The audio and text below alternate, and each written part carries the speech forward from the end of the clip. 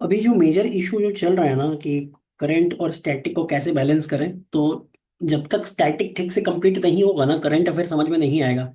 और कायदे से बिना स्टैटिक कवर किए करंट अफेयर करना चाहिए भी नहीं। नहीं तो फिर इसी डाइकोटमी पे हमारा 4-5 साल बर्बाद हो जाएगा और अल्टीमेटली एग्जाम नहीं निकलेगा। ठीक है, इसी पे फोकस करते हैं। तो देखो, करंट अफेयर कवर करने का सबसे पहला क्राइटेरिया ये है कि तुम्हारा स्टैटिक जो है वो कवर होना चाहिए। स्टैटिक 100% कवर नहीं भी कर रहे हो अगर सिलेबस का, तो एटलीस्ट 70% जो कोर है वो कवर होना चाहिए। जैसे कि गुड गवर्नेंस अगर आ गया है तो तुम फिर गूगल करने का जरूरत नहीं पड़े। गुड गवर्नेंस का केस स्टडी अगर कोई आया हुआ है तो कहाँ पर सेट कर सकते हैं। तो इससे क्या होगा ना कि करंट अफेयर जो है तुम्हारा वैल्यू एडिशन का काम करेगा। इस पर्पज से हम लोग पढ़ते हैं करंट अफेयर। ठीक है, तो यहीं पर तुम्हारा अब आता है बात कि आखिर इसको यूज कैसे करेंगे। तो यहीं पर सेलेक्टेड कुछ कुछ आर्टिकल सेलेक्ट किए हैं, शॉर्ट सेशन ही है। तो उसमें तुम देख सकते हो कि कौन सा आर्टिकल सेलेक्ट किया गया है। जैसे ये पहला जो ये आर्टिकल है, ये मिड से उठाया गया है। इसको मैंने इसीलिए जानबूझ के क्रिस क्रॉस कर दिया है, नहीं तो फिर मेरे पे कॉपीराइट का स्ट्राइक आ जाएगा मेरे चैनल पे, तो वो मैं चाहता नहीं, इसलिए मैंने उसको छुपा दिया है। तो देखो, जैसे ये पहला आया तुम्हारा एजुकेशन का। तो एजुकेशन जो है तुम्हारे कहाँ पर तुमको पढ़ना है, तुमको जीएस पेपर 2 में पढ़ना है। ठीक है, तो एजुकेशन से रिलेटेड जो है एक टॉपिक, जो एक तुम्हारा फाइल जो है तैयार होना चाहिए जिसमें एजुकेशन से रिलेटेड बात तुमको लिखना पड़ेगा। ठीक है, तो यहाँ पर जैसे आता है जीएस पेपर 2 का, तो एजुकेशन से तो क्या लिखा हुआ है, education is cornerstone of Viksit Bharat, invest heavily in it. ये बात बोल रहा है कि एजुकेशन क्यों इंपॉर्टेंट है। इसी आर्टिकल में बहुत सारा डायमेंशन मिलेगा आपको। और भी ऐसे ही बहुत सारे आर्टिकल आते रहेंगे जिसपे आपको डायमेंशन सब मिलते रहेगा। तो देखो उसको, इसको क्या कैसे यूज करना है। ठीक है, तो जैसे पहला तुम्हारा यहाँ पर लिखा हुआ है कि विकसित भारत का मतलब क्या हो रहा है, कोई कुछ कह रहा है। अच्छा नहीं कर, ठीक है। विकसित भारत में क्या है, विकसित भारत या फिर डेवलप्ड इंडिया होने के लिए क्या होना चाहिए, एजुकेशन को जो कॉर्नर स्टोन के रूप में इमेज करना पड़ेगा। ठीक है, तो उसी में बात किया कि देखो एजुकेशन जो है ना सिर्फ इंडिविजुअल का ग्रोथ का बात नहीं करता है। अगर एजुकेशन पूरी कंट्री का अच्छा रहेगा ना, तो ये ना इकोनॉमिक ग्रोथ और सोशल प्रोग्रेस और नेशनल डेवलपमेंट में काम करेगा। लेकिन अभी जो है इंडियन एजुकेशन सिस्टम में एक डिस्पैरिटी देखने को मिल रहा है, किस चीज में, एक्सेसिबिलिटी, क्वालिटी में। वो भी जो है ना डिवाइड तुमको दिख रहा है, क्यों दिख रहा है, क्योंकि इनकम इनइक्विटीज है यहाँ पर, है ना। तो इसके चलते क्या हो रहा है कि तुम्हारा इंक्लूसिव और प्रॉस्पेरस फ्यूचर नहीं है इंडिया का। क्योंकि एजुकेशन जो है वो क्रिटिकल डिवाइडिंग लाइन है ना, जो तुमको मिडिल क्लास और दो उसकी कम है। क्योंकि मिडिल क्लास जो है वो एक तरह से एस्पायरिंग क्लास है। तो ये चीज ना तुमको समझ में आ रहा है किस चीज से, देखो यहाँ पर तुम्हारा एक सर्वे आया था प्राइस का, आइस 360 सर्वे का। तो उसमें ये बताया जा रहा है कि 60% जो चिल्ड्रन है ना वो ड्रॉप आउट कर देता है हायर ये हायर सेकेंडरी एजुकेशन करने से पहले ही ना खुद को ड्रॉप आउट कर देता है। अच्छा, इसमें से जो है 80% जो चिल्ड्रन है वो हाई स्कूल तो कंप्लीट कर लेता है, लेकिन इसमें से सिर्फ 1/3 जो होता है ना वो टर्शरी एजुकेशन अपनाता है। टर्शरी एजुकेशन क्या हो गया, टर्शरी एजुकेशन हो गया मतलब कॉलेज एजुकेशन हो गया। ठीक है, तो ये, और इसको पावर ऑफ एजुकेशन देखो को समझना इसके लिए देखो कि 61% जो टर्शरी डिग्री होल्डर होते हैं, मतलब जो ग्रेजुएट होते हैं, वो लिक्रेटिव पोजीशन को अचीव करते हैं, जैसे कि मैनेजर वाला रोल हो गया, ठीक है, प्रोफेशनल वाला रोल हो गया। तो इस चीज को देखने के लिए क्या होगा, जो क्योंकि अब मैनेजर के रोल पे है, आप एक कुछ सॉफ्टवेयर डेवलपर के मान लो रोल पे, तो ऑब्वियस सा बात है वो कमाएगा करीब करीब तुम्हारा लाख रुपए के आसपास। और ये जो बेचारा लोग पहले छोड़ दे रहा है, ये लोग 500 रुपए के दिहाड़ी पे खटेगा, है ना। 500 रुपए का मजदूरी करेगा, 600 रुपए का मजदूरी करेगा, ज्यादा से ज्यादा कितना कमा लेगा, 1000 रुपए पर डे कमा लेगा। तो ये जो डिस्पैरिटी है ये वाइडन हो जाएगा और ज्यादा, समझ रहे हो। तो इसको समझने के लिए देखो एक चीज और जानो कि मिडिल क्लास को यहाँ पर इन्वॉल्व किया गया है, क्योंकि मिडिल क्लास को एक चीज दिखता है कि वो ना बहुत सारा सेक्रीफाइस करता है, जो बोलते हैं नहीं पेट काट के बच्चा को पढ़ाने वाला। तो मिडिल क्लास जो है अपने चिल्ड्रन के लिए बेटर अपॉर्चुनिटी हो इसलिए इसके अच्छे स्कूलिंग में इन्वेस्ट करता है, कम से कम फैमिली साइज रखता है। ठीक है, साथ ही साथ एजुकेशनल स्किल ट्रेनिंग दिलवाने का ज्यादा से ज्यादा कोशिश करता है, ताकि ग्लोबल लेवल पे उनका बच्चा लोग जो है वो compete कर सके। ठीक है, तो यही बोला है कि this educational momentum among the middle class is crucial factor in India's pursuit of Viksit Bharat. जैसे एक यूपीएससी का फेवरेट क्वेश्चन है, ये है कि मिडिल क्लास का क्या रोल है इंडियन इकोनॉमी की डेवलपमेंट में। तो उसमें जो है मिडिल क्लास का ये वाला डायमेंशन भी आप खोल सकते हैं। ठीक है, ये जो सर्वे आया है तुम्हारा प्राइस का जो है आई सर्वे आया है 360 का, 360 सर्वे, ये आप यहाँ पर कोट कर सकते हैं। ठीक है, तो देखो children from aspirer class despite being poised for upward mobility frequent कर, ये चाहता है, मतलब जो एस्पायरर हाउस होल्ड है ना वो लोग चाहता है कि ऊपर जाए, लेकिन कुछ कुछ वजह से नहीं कर पाता है। किन किन वजह से नहीं कर पाता है, देखो इस आर्टिकल को अगर पढ़ के समझ में आ रहा है ना कि आंसर भी कैसे लिखते हैं, साथ ही साथ ना आपका कॉम्प्रिहेंसिव एबिलिटी भी ना अच्छा हो जाएगा, जो कि आपको सीसैट में फेल होने से बचाएगा। क्योंकि अगर मैथ्स नहीं बनेगा सीसैट में तो तुमको बचाएगा इंग्लिश वाला सेक्शन, तो इसको पढ़ोगे ना तो इंग्लिश में बढ़िया होगा। इसलिए न्यूज़पेपर पढ़ना जरूरी है, जो आर्टिकल मैं रेगुलरली शेयर कर रहा हूँ अपने ग्रुप पर।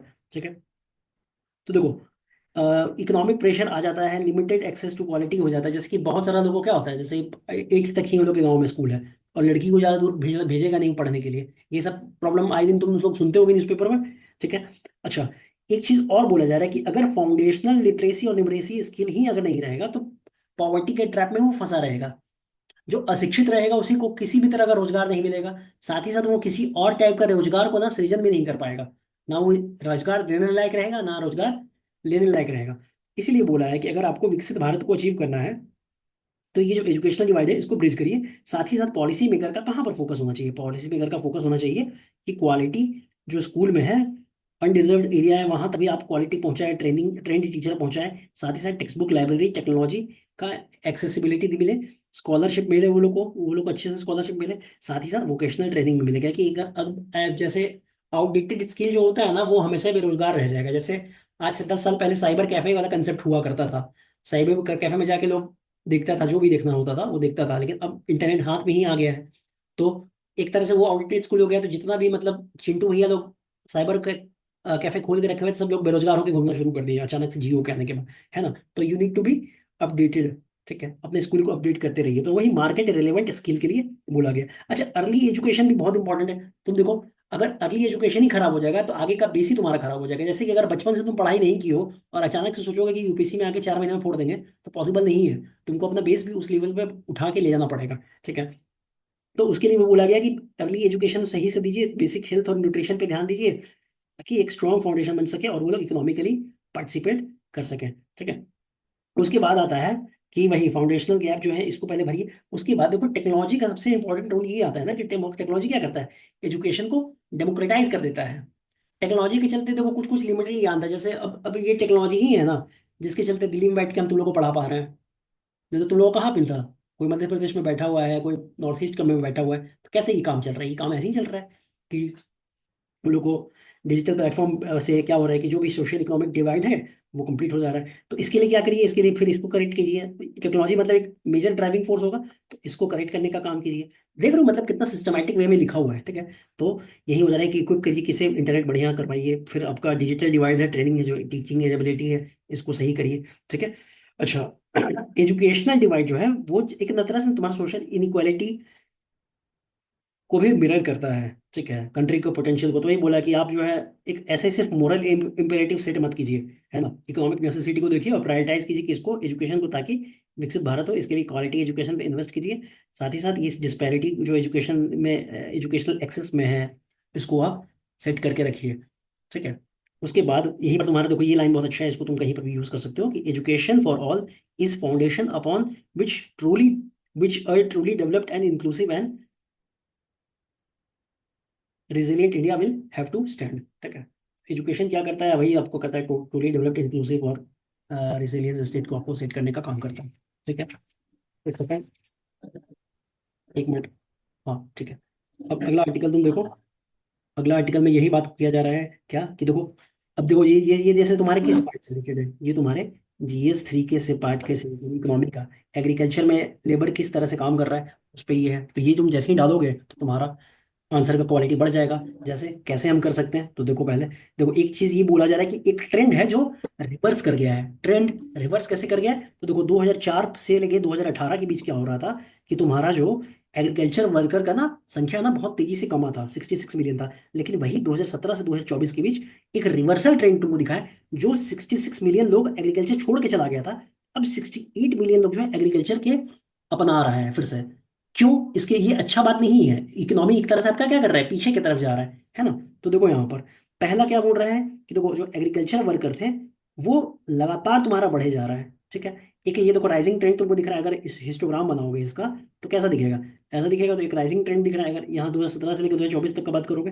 ठीक है, दूसरा ट्रेंड तुमको दिख रहा है क्या, कि जो पुअरर स्टेट थे उनमें जंप आ रहा है, जहां पर एग्रीकल्चर वर्कर का जंप आ रहा है। क्यों, इसके पीछे का कारण ये है कि देखो जो पुअर स्टेट होगा ना उनके पास अपॉर्चुनिटी ज़्यादा नहीं होता है। उनके पास ना सर्विस सेक्टर डेवलप्ड है, ना साथ ही साथ उनका इंडस्ट्रियल सेक्टर डेवलप्ड है। तो क्या करेगा वहाँ का जनता, तो वहाँ का जनता तो वापस एग्रीकल्चर में चला जाएगा। तो ये तुम्हारा डेटा यहाँ पर काम कर रहा है। दूसरा, विमेन जो है तुम्हारा, वो अच्छा उसमें ना ट्रेंड दिख रहा है कि विमेन का जो पार्टिसिपेशन है वो तेजी से बढ़ रहा है। इसका मतलब क्या है कि रूरल मेल जो है उनका संख्या कम रहा है। रूरल में ऐसा नहीं है कि जाके तुम्हारा, अच्छा ये भी कोई बहुत अच्छा बात नहीं है, क्यों?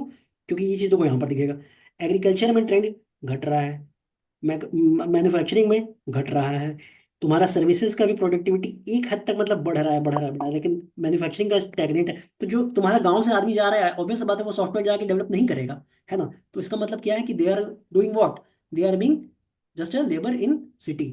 ठीक है, वो चीज़ हो रहा है। तो देखो, रियल वेज भी तुम देखोगे तो एराटिक है। एराटिक है मतलब कि कुछ वैसा तुमको दिख नहीं रहा है कि राइजिंग ट्रेंड है कि खराब ट्रेंड है। ठीक है, तो यही चीज तुम्हारा दिख रहा है कि मतलब कभी अचानक से बढ़ जा रहा है, कभी अचानक से घट जा रहा है। तो दिस इज एराटिक। ठीक है, इसको एराटिक बोलते हैं। वेजेस तुम्हारा स्टैग्नेट हो चुका है, क्योंकि देखो फीमेल का जो है वर्क आज भी फीमेल को जो है तुमको मिलता है 282 रुपीज पर डे मिलता है, और मेल को देखो 376 रुपये पर डे मिल रहा है। ठीक है, तुम्हारा प्रोडक्टिविटी भी गिर रहा है। तो ये सब जो है तुम्हारा एग्रीकल्चर का मेजर इशू है। तो अगर ये सब तुम्हारे आंसर में जाएगा तो ऑब्वियस बात है तुम्हारा आंसर नो डाउट बहुत अच्छा रहेगा। ठीक।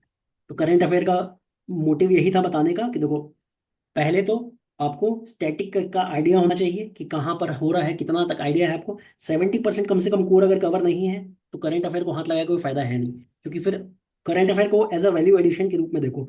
इसी को अपने प्रिपरेशन का कोर बना के मत चलो। अगर इसी को अपने प्रिपरेशन का कोर बना के चलोगे तो फिर तकलीफ में आ जाओगे, क्योंकि करंट अफेयर जो है हमेशा बढ़ते रहेगा। जो बोलता नहीं कि यूपीएससी का सिलेबस कभी नहीं कवर होता है, झूठ बोलता है वो लोग। करंट अफेयर कभी कवर नहीं कर पाओगे, लेकिन जो स्टैटिक पार्ट है ना वो 100% कवर कर पाओगे। इस बार का मेंस का रिजल्ट भी यही बता रहा है कि जिसका ढंग से कवर किया हुआ स्टैटिक पूरा, वही निकालेगा, बाजी मारेगा।